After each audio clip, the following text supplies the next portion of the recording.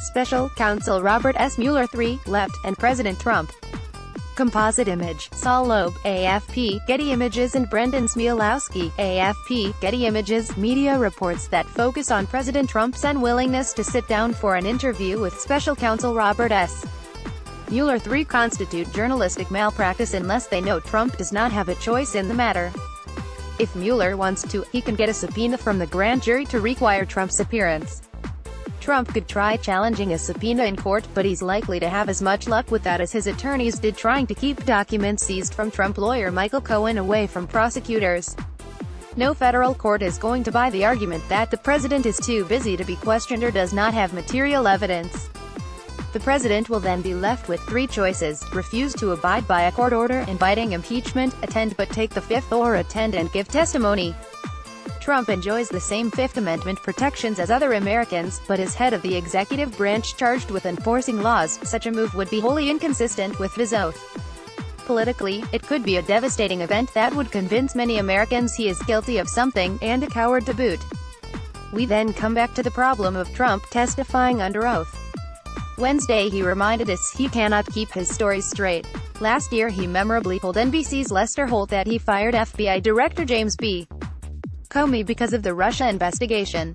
Now, suggesting his lawyers have finally explained the crime of obstruction of justice to him, Trump tweets, "Slippery James Comey, the worst FBI director in history, was not fired because of the phony Russia investigation. Where, by the way, there was no collusion, except by the Dems."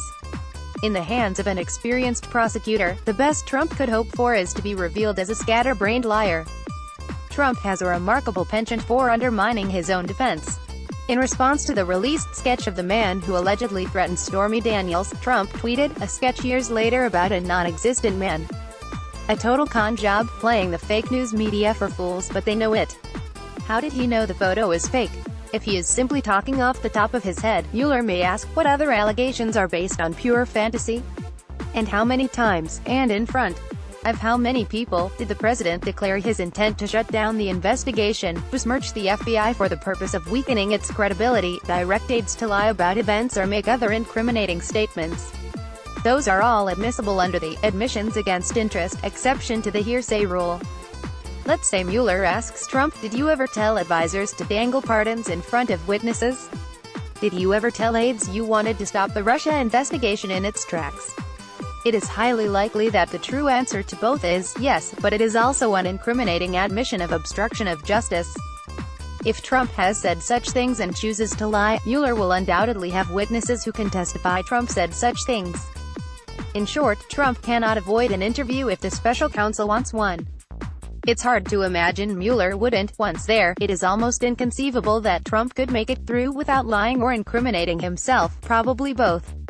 Each time he lashes out via Twitter, remember the power Mueller has to get his testimony, which is likely to be every bit as disastrous, especially if given to a grand jury without his lawyer, as his lawyers fear. He might be fixated on the Cohen raid for now, but supporters should keep in mind that what he says in a Mueller interview could very well spell the end of his presidency.